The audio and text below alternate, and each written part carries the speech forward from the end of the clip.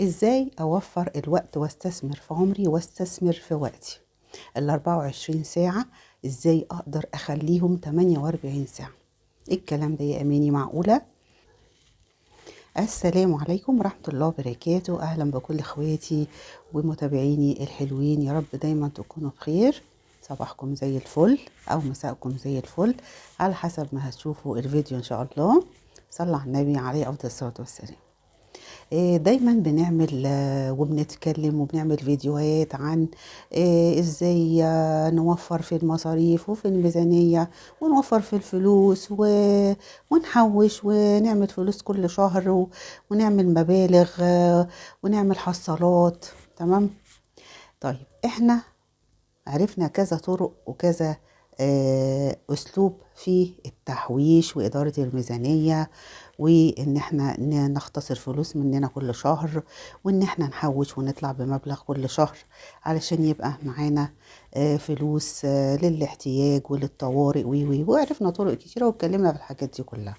طيب احنا عايزين برضو نتكلم في حاجة مهمة قوي، وهي ازاي اوفر الوقت واستثمر في عمري واستثمر في وقتي اللي هو ربنا سبحانه وتعالى بيديني فيه 24 ساعة في اليوم في بنك الحياة اللي احنا اتكلمنا عنه قبل كده. ما هو ده برضو زي بالظبط الميزانية والفلوس. الوقت زي الفلوس بالظبط.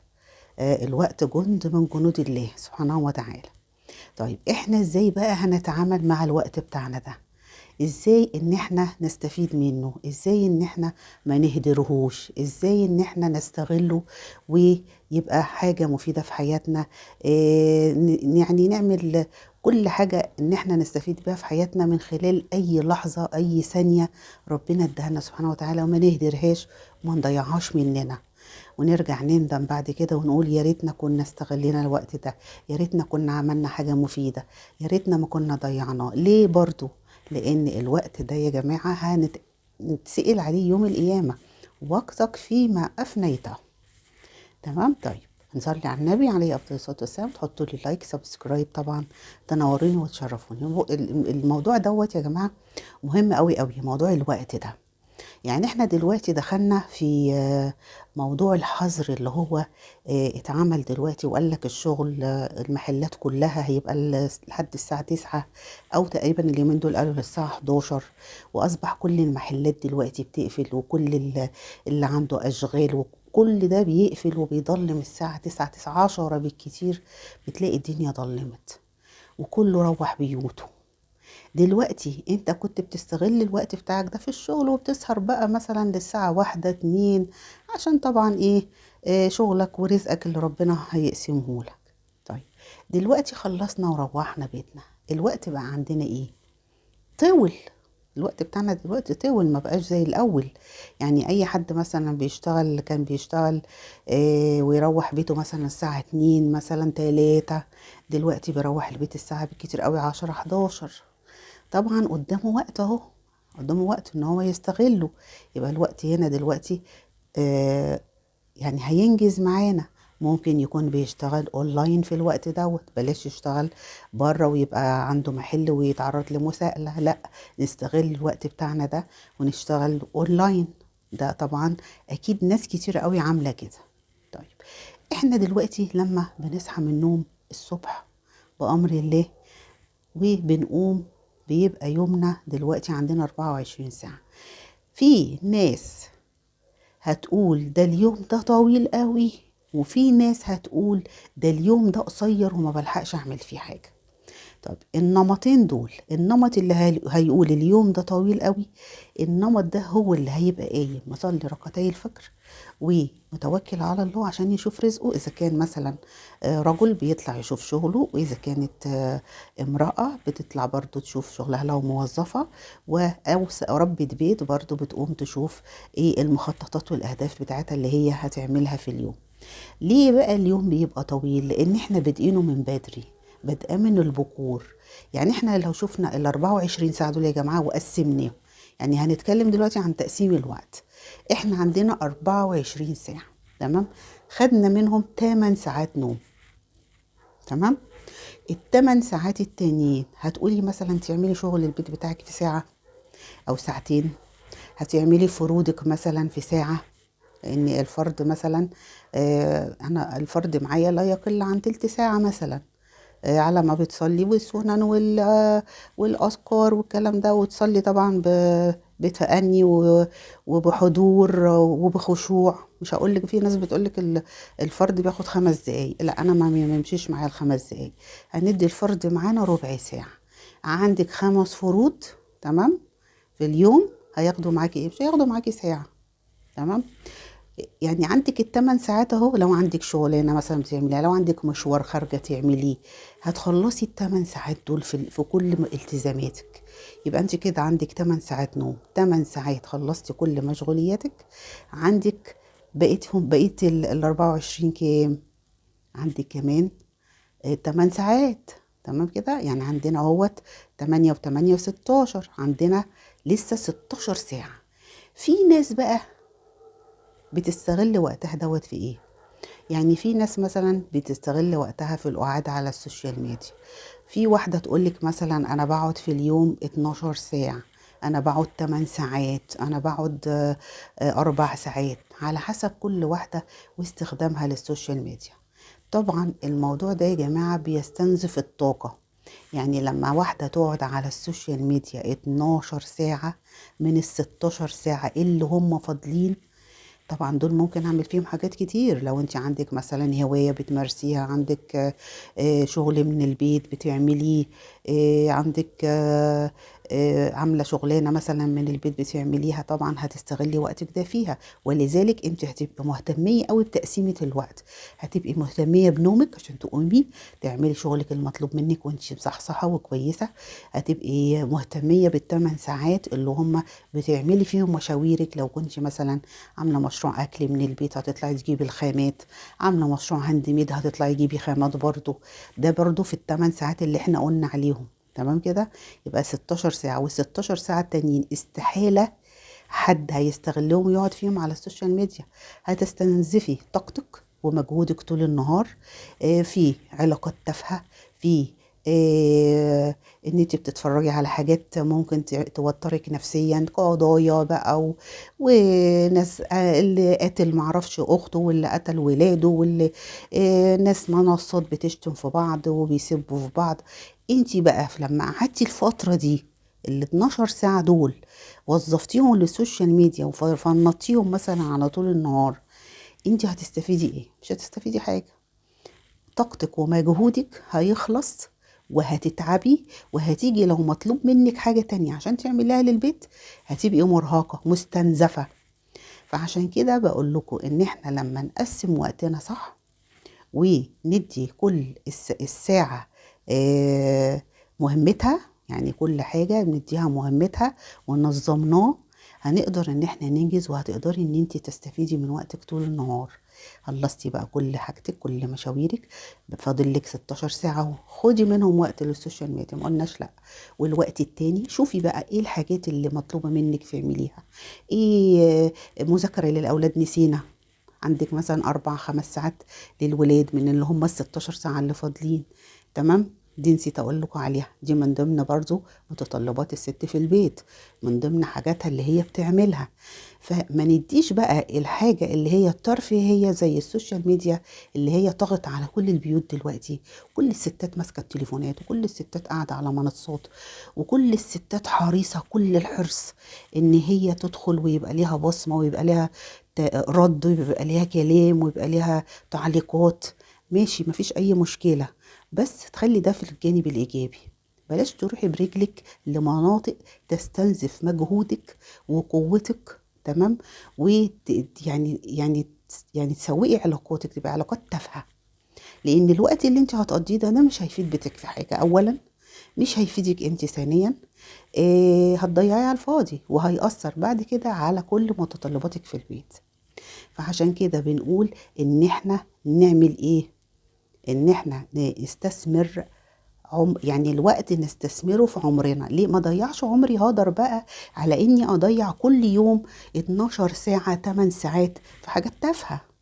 يبقى زي ما بالظبط بنحوش وبنشوف الميزانيات وبنختصر في الفلوس وبنصرف في الأولويات وبنحوش وبلاش نصرف في الحاجات التافهة، ونقعد نحرس ونحوش وندبر ونحبق وي وي وي عشان نحافظ على ميزانيتنا، عشان نحافظ على فلوسنا، عشان نستثمر فلوسنا، عشان نكبر.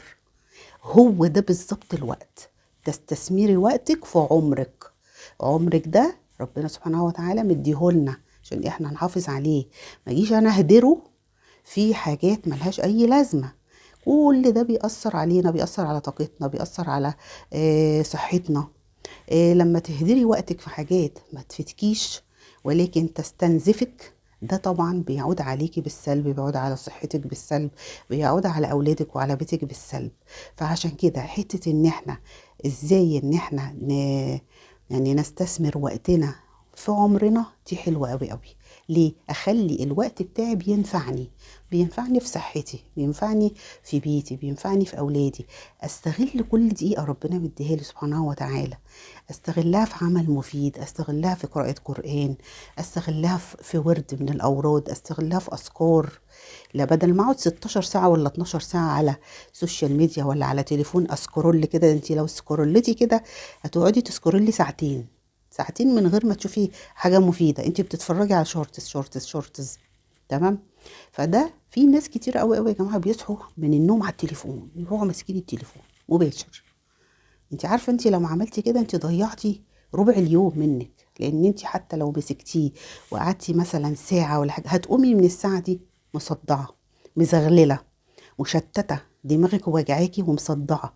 عشان تبداي تبشري مهامك اليوميه بقى هتبشريها، ولكن مش بالنشاط اللي مطلوب منك، ومش بالاريحيه اللي انت هتبقي فيها، لان انت شتتي دماغك من اول النهار، دخلتي المشتتات. واحنا قلنا السوشيال ميديا دي يا جماعه من المشتتات، من المشتتات للاسف، من الاثار السلبيه للسوشيال ميديا للناس اللي مش بتستغلها صح.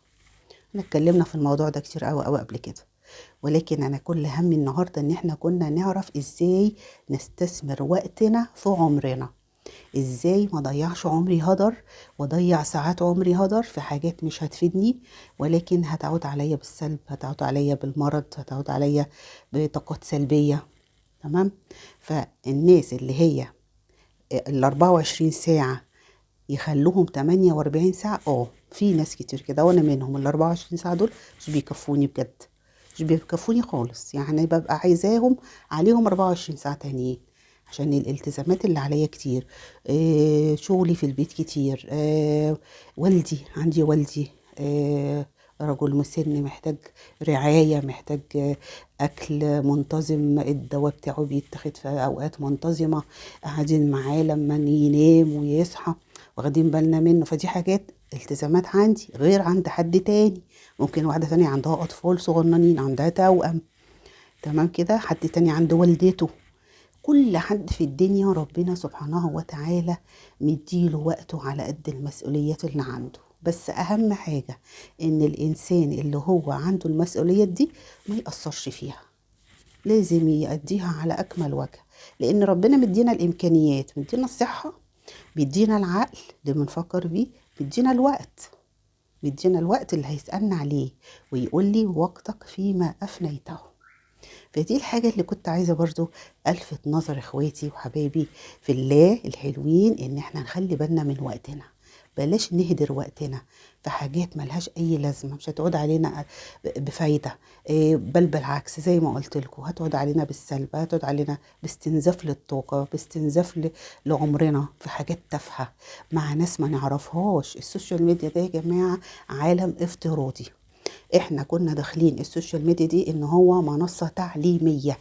اول ما عرفت السوشيال ميديا عرفت النت، وكان داخل بقى على الكمبيوتر بقى قبل ما اللابتوب يطلع وقبل ما الحاجات دي تيجي والتليفونات والكلام ده والكاميرات والتاتش وي وي وي. احنا كنت بدخل اطلع منه طبخات، اطلع منه غرز للكروشيه للتريكو، اطلع منه معلومات دينية. كنت ببقى مبسوطة قوي وانا قاعدة وداخلة على النت كده وعمالة اتصفح. انا ما شفتش منصة اليوتيوب دي بمساوئها غير لما عملت قناة، للأسف. يعني إلا من رحم ربي. أنا كنت بستخدم السوشيال ميديا والنت ده والكمبيوتر، وبعد كده جبت اللابتوب وي ده للعلم، أثقف نفسي، أعلم نفسي، أتعلم حاجات مش عارفاها، لدرجة إن أنا جبت طريقة، يعني بصوا طرق حاجات كتيرة قوي ما كنتش عارفاها بتتعمل إزاي، عرفتها من النت، وحاجات تعليمها صعب مش سهل. فيعني احنا استخدمته كده، كنت داخلاه على ان هو كده، لكن اكتشفت مساوئ كتيرة قوي قوي بعد ما دخلت بصراحة وعملت قنوات على السوشيال ميديا على اليوتيوب وكده. فبقول احنا في ايدينا ان احنا نستخدم وقتنا صح. زي كده ما الشيخ الشعراوي قال لك احنا ممكن نستخدمه زي السكينة، يا يقتل يا اما يقطع اكل ويعمل اكل ونستفيد منه بعمايل الاكل اللي هو فيه فايدة للإنسان وغذاء. فأتمنى من كل حبايبي وكل إخواتي في الله إن هم يراجعوا نفسهم في استخدامهم لوقتهم، ويوزعوا صح، ويستخدموه في المنفعة وفي حاجة تنفعهم ليهم ولأولادهم، وحاجة تستخدميه في حاجة تنفعك لجسدك ولعمرك، إنك ما تهدريش عمرك وما تهدريش طاقتك العمرية ومجهودك العقلي في حاجات ما تنفعكيش، وحاجات هتعود عليكي بالسلب. يا رب تكون رسالتي وصلت ليكم جميعا، انتوا اخواتي في الله، واحب ان شاء الله كلنا ان شاء الله باذن الله نرضي ربنا سبحانه وتعالى في اي نعمه هو منعم علينا بيها، لان الوقت ده يا جماعه نعمه من عند ربنا سبحانه وتعالى. تمام كده حبايبي، يلا اشوفكم ان شاء الله في فيديو جديد، واسفه ان اكون قطلت عليكم، متنسونيش في اللايك لان الفيديو يرتفع، لعل حد يستفيد، الدل على الخير كفاعله. اشوفكم ان شاء الله في فيديو جديد، متنسونيش من فضل دعائكم. سبحانك اللهم وبحمدك، اشهد ان لا اله الا انت، استغفرك واتوب اليك. السلام عليكم ورحمه الله وبركاته.